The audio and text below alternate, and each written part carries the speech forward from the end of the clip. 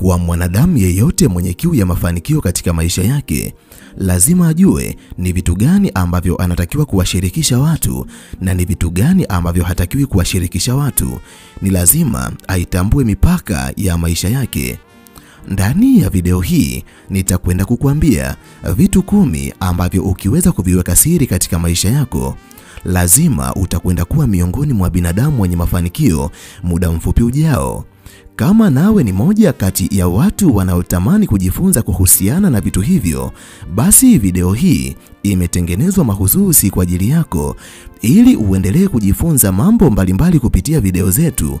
Jiunge nasi kwa kusubscribe katika chaneli hii ya Fafanuo Media. Hapo utakuwa wa kwanza kupata video zetu pindi tunapoziweka kwenye chaneli hii. Hautajutia MB zako, kwani mara zote tunajitahidi kuwa bora zaidi ya jana. Asante, enjoy. Vifuatavyo ni vitu 10 ambavyo kama ukiweza kuvijengea siri, utakuwa miongoni mwa binadamu wenye mafanikio makubwa katika siku chache zijazo. Namba 1, mipango yako ya kifedha. Bila shaka, kila mwanadamu mtafutaji huwa anakuwa na mipango ya fedha kwenye maisha yake. Kuweka mipango katika fedha ambayo utaipata ama fedha ambayo tayari umeipata ni kitu kizuri, kwa sababu maisha bila mipango hakuna chochote ambacho unaweza kukifanya kwenye maisha yako.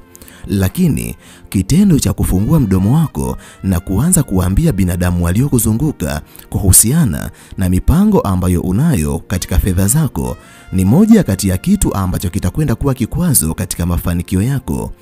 Jambo ambalo unatakiwa kulijua na kuliweka akilini, sio kila mwanadamu ambaye unamwambia kuhusu mipango uliyokuwa nayo juu ya pesa zako anaifurahia mipango hiyo. Wapo binadamu wengi ambao wanafurahi na wewe, lakini mioyoni mwao hawatamani kuona ukifanikiwa. Inawezekana mipango ya pesa ulizokuwa nazo ikajenga wivu kwa mwanadamu ambaye unamshirikisha kuhusu mipango yako, na baada ya hapo akageuka na kuwa adui yako ambaye ataanzisha vita ya chini chini ambayo kwa akili ya kawaida wewe hautaiona, lakini lazima atashinda yeye, kwa sababu atakuwa anapigana vita ambayo analijua lengo lake, na wewe hautoweza kumjua adui yako. Kumbe adui ambaye anapambana na wewe yupo katika kivuli cha urafiki wenu. Kama unatamani kuwa miongoni mwa binadamu wenye mafanikio katika uso wa dunia, penda kujenga siri katika mipango yako ya kifedha, kwa sababu hilo pekee litakurahisishia kuweza kutimiza mipango ambayo unayo katika fedha ambazo umezipata ama unazotarajia kuzipata. Namba 2, usiwaambie watu kuhusu siri ya kipato chako. Miongoni mwa vitu ambavyo asilimia kubwa ya binadamu wanavifanya na yanakuwa makosa makubwa kwenye maisha yao ni kuanza kuelezea siri za vipato ambavyo wanavyo kwenye maisha yao. Jambo ambalo unatakiwa kulijua na kuliweka akilini, nguvu yako ya kiuchumi ipo katika vyanzo vya kipato ambacho unacho katika maisha yako. Kama mwanadamu ataweza kuvibaini vyanzo vyako vya uchumi na akaweza kuvifunga ama kuviziba ama kuvikata, ina maana utapoteza nguvu ya uchumi katika maisha yako. Miongoni mwa siri ambazo asilimia kubwa ya binadamu hawazijui ni kuwa watu wengi waliokuzunguka hawatamani ufanikiwe. Hata wale ambao unadhani ni marafiki zako wa ukweli, kuna nyakati ambazo hata kama wanakuombea ufanikiwe, lakini wanayakadiria mafanikio katika maombi yao, hawatamani uweze kuwapita katika nyanja ya uchumi. Hivyo watakapobaini unakwenda kuwapita, kama wanajua vyanzo vya kipato ulichokuwa nacho, ni rahisi kukuzunguka na kwenda kuvizuia vyanzo hivyo, na utarudi nyuma kiuchumi. Kama wewe ni miongoni mwa wanadamu ambao wanatamani mafanikio ya kweli, hakikisha vyanzo vya kipato chako vinakuwa siri yako, na utakapoweza kuvifanya kuwa siri yako, utakwenda kuwa miongoni mwa binadamu wenye mafanikio makubwa katika maisha yao. Kwani ili adui aweze kukushinda vita ya kiuchumi, lazima aijue siri ya uchumi wako, kwa sababu chanzo cha uchumi wako utakuwa umekiweka siri, adui hatoweza kukushinda. Namba 3, zifanye ndoto zako za maisha kuwa siri yako. Unaweza kuwa mwanadamu ambaye unapenda kuwashirikisha watu wengine kuhusu vitu mbalimbali ambavyo vinayahusu maisha yako, lakini kamwe usifungue mdomo wako na kuanza kuwaeleza watu kuhusu ndoto zako za maisha.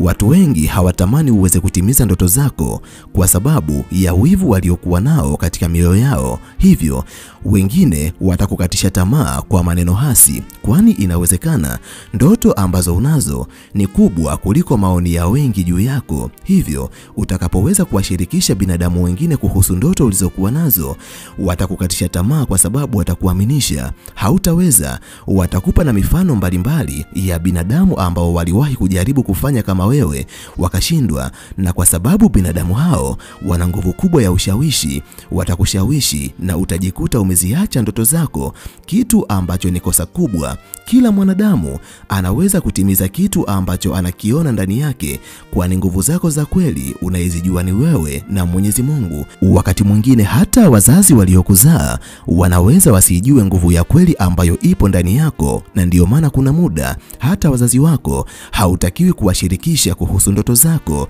Watakukatisha tamaa na utajikuta umerudi na kuanza kuishi katika utaratibu wa kimaisha ambao ukoo wenu umezoea. Namba 4, usiwaambie watu kuhusu hatua ambazo unazipiga kwenye maisha yako. Wapo baadhi ya wanadamu kwa sababu ya shughuli mbalimbali ambazo wanazifanya kwenye maisha yao na wakafanikiwa kupiga hatua, ni wepesi wa kufungua midomo yao na kuanza kuwaeleza binadamu wengine kuhusiana na maendeleo ambayo wanayapata kwenye maisha yao. Hilo ni kosa kubwa ambalo linaweza kuwa kizuizi cha kutimiza ndoto ambazo unatamani zikatimie kwenye maisha yako, kwani binadamu ambao unawaeleza kuhusu hatua mbalimbali ambazo unazipiga kwenye maisha yako, kitendo hicho kitawajengea wivu, kwa sababu inawezekana wewe ni mwanadamu ambaye unapata wakati wao hawapati chochote. Na mara nyingi wanadamu wengi wanapoona binadamu wengine wanawapita katika hatua za maendeleo, mioyo yao hujenga chuki dhidi ya watu hao wanaofanikiwa. Hivyo mwanadamu anaweza akajenga chuki kubwa kiasi cha kutengeneza uadui na wewe, na akajikuta anaanza kuyafuatilia maisha yako na kukuwekea vizuizi mbalimbali. Hivyo hakikisha hatua ambazo unazipiga kwenye maisha yako zinakuwa siri yako. Namba 5, kamwe usiwaelezee watu kuhusu binadamu wanaokusaidia katika maisha yako. Zipo nyakati mbalimbali ambazo huja na kuondoka katika maisha ya mwanadamu. Kuna nyakati ambazo mwanadamu hupitia anguko, na hizi ni nyakati ambazo mwanadamu huhitaji msaada wa watu wengine, na ndipo watu wake wa karibu humshika mkono na kumuinua na kumfanya mwanadamu huyo arudi tena katika uimara aliyokuwa nao mwanzo. Hawa ni watu ambao kila mwanadamu anawahitaji katika maisha yake, na ni ukweli ambao upo wazi kuwa kila mwanadamu anaijua siri ya watu ambao huwa wanamsaidia pindi anapohitaji msaada. Sasa basi, inawezekana maendeleo ambayo umeanza kuwa nayo katika maisha yako, kuna watu ambao unashirikiana nao ama kuna watu ambao wanakusaidia. Kitendo cha kuanza kueleza kuhusu watu ambao wanakupa msaada kwenye maisha yako ni kuyaweka hatarini mafanikio ambayo yameanza kuja kwenye maisha yako, kwani watu wabaya watakapojua kuhusu watu ambao wanakusaidia, wanaweza wakakutengenezea fitina baina yako na watu ambao wanakupa msaada, kwani wanajua watakapoweza kukuweka mbali na watu hao, maisha yako yatarudi nyuma. Kwa sababu huwezi kumjua adui wa kweli ni nani katika maisha yako, ni vema ukaiweka siri juu ya binadamu ambao wanakupa msaada katika maisha yako, kwa sababu kitendo cha kufanya hivyo wataendelea kukusaidia na mwisho wa siku utakwenda kuwa miongoni mwa binadamu wenye mafanikio makubwa katika maisha yao. Namba 6, usiwaambie watu kuhusu mikakati uliyokuwa nayo katika maisha yako. Asilimia kubwa ya binadamu wanapotaka kufanya vitu fulani kwenye maisha yao, wanapenda kuomba ushauri kwa watu mbalimbali, huku wakiwaeleza watu mbalimbali kuhusiana na mipango ambayo wanayo katika maisha yao. Hilo ni kosa kubwa ambalo unaweza kuwa umelifanya kwenye maisha yako. Kama nilivyokuambia, si kila mwanadamu ambaye anacheka na wewe basi anatamani kukuona ukiwa umefanikiwa. Kumbuka, mikakati yako ya maisha ni kama mbinu ambazo unazitumia kuyafikia mafanikio ambayo unayahitaji kwenye maisha yako.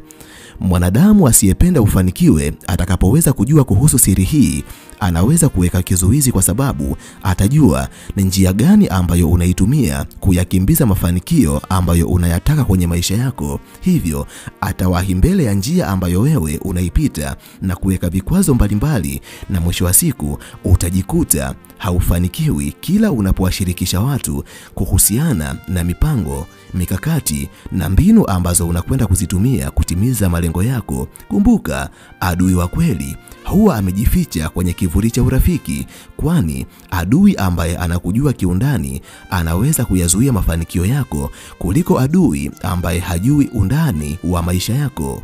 Namba 7, kamwe usiwaeleze watu kuhusu udhaifu wako. Miongoni mwa vitu ambavyo mimi na wewe hatuwezi kuvipinga ni kuwa kila mwanadamu ambaye amezaliwa na kuishi katika dunia ana udhaifu wake. Wapo baadhi ya binadamu ambao wanaweza kufungua midomo na kuwashirikisha binadamu wengine kuhusu udhaifu waliokuwa nao kwenye maisha yao. Hilo ni kosa kubwa, kwani wapo baadhi ya watu ambao kitendo cha kuwashirikisha kuhusu udhaifu ambao unao kwenye maisha yako kitapelekea wakutumie vibaya, kwani endapo adui atajua kuhusu udhaifu uliokuwa nao, ataugeuza udhaifu wako na kuufanya kuwa fimbo ambayo itakuchapa wewe mwenyewe. Hakikisha udhaifu wako unakuwa siri. Namba 8, usiwaambie watu kuhusu makosa ambayo umewahi kuyafanya katika maisha yako. Ni ukweli usiopingika kuwa kila mwanadamu amewahi kufanya makosa fulani kwenye maisha yake, na kuna baadhi ya makosa ni aibu kuwasimulia watu wengine, lakini ndiyo ubinadamu, kwani makosa tumeumbiwa wanadamu. Lakini pamoja na kuwa wewe ni mwanadamu ambaye umewahi kufanya makosa mbalimbali kwenye maisha yako, si vizuri kuwasimulia watu kuhusiana na makosa mbalimbali ambayo umewahi kuyafanya kwenye maisha yako.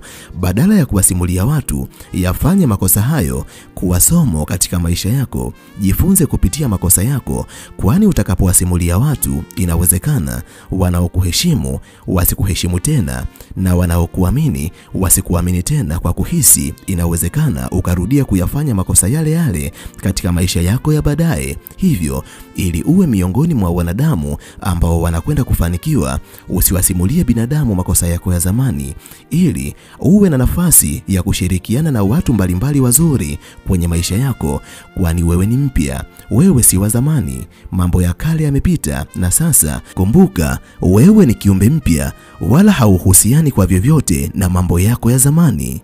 Namba 9, usiwaeleze watu kuhusu mali ambazo unazimiliki kwenye maisha yako. Kwa sababu ya jitihada ambazo unazo katika maisha yako, inawezekana unavuna kipato kikubwa kuliko binadamu wengine. Ukiangalia katika akaunti zako za benki, unakuta kiasi kikubwa cha pesa, lakini ukiangalia mali mbalimbali ambazo umewekeza, wewe ni mwanadamu mwenye mali nyingi sana na unastahili pongezi. Lakini ni kosa kubwa kuendelea kuwasimulia watu kuhusu mali ambazo unamiliki pamoja na kipato ambacho unacho katika akaunti yako ya benki. Kumbuka, wanadamu wengi wanawivu pale wanapoona watu wengine wamewazidi maisha. Kitendo cha kuanza kuwaeleza watu kuhusu mali ambazo unamiliki kitajenga uadui baina yako na watu hao, na mwisho wa siku wataanza kupambana na wewe kimya kimya, na watakapoweza kupambana na wewe, aidha watapunguza spidi yako ya kuyasogelea mafanikio ama kutimiza ndoto ambazo unazo kwenye maisha yako, ama wakati mwingine watakuangusha kabisa. Hivyo, si kila mwanadamu ambaye anakuona umefanikiwa basi anafurahia mafanikio yako. Hakikisha unakuwa msiri katika kipato ambacho unamiliki ama katika mali ambazo unazimiliki kwenye maisha yako. Namba 10, usipende kuwashirikisha watu kuhusu maisha yako binafsi. Ipo mipaka ambayo unatakiwa kuiweka kwenye maisha yako. Mambo ya familia yako si mambo ambayo unatakiwa kuwashirikisha wafanyakazi wenzio ama rafiki zako. Kuna baadhi ya vitu ambavyo wanaweza kuvijua, lakini kuna baadhi ya vitu ambavyo unatakiwa kuvifanya kuwa siri ya maisha yako, kwani binadamu wabaya wanaweza wakavitumia vitu hivyo na kukudhuru wewe, kwani wachawi wanaweza kuwaroga watoto wako, na watoto wako watakaporogwa itakuathiri na wewe moja kwa moja, ama watu wabaya watakapowazuru familia yako, ni wazi watakuwa wameathiri uchumi wako moja kwa moja. Badala ya kufocus katika kuendelea kutafuta, utajikuta unapoteza muda kushughulikia mambo yako ya kifamilia. Ni kwa sababu ulianza kuwaeleza watu wako wa karibu kuhusiana na siri zako binafsi. Hivyo, kama wewe ni miongoni mwa binadamu wanaotamani kufanikiwa, hakikisha mambo yako binafsi, ikiwa ni pamoja na mambo yako ya kifamilia, vinabaki kuwa siri yako. Mimi kwa leo ninaomba niishie hapa.